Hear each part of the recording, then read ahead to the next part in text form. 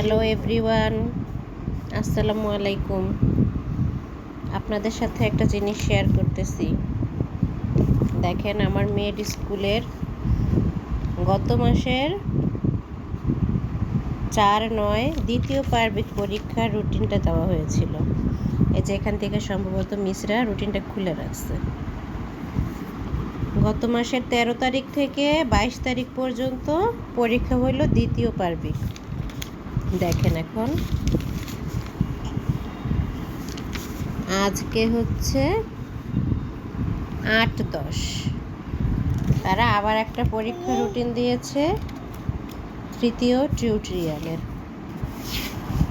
এর ভিতরে আমার মেয়ে ওই পরীক্ষাটা শেষ করে 1 সপ্তাহ ওর দাদা অসুস্থতার কারণে গ্রামের বাড়িতে গিয়েছিল, 1 সপ্তাহ ক্লাস করে নাই। এখন আবার পুজোর ছুটি পড়ে যাবে।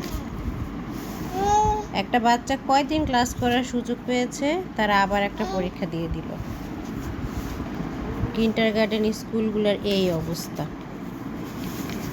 এই যে দেখেন,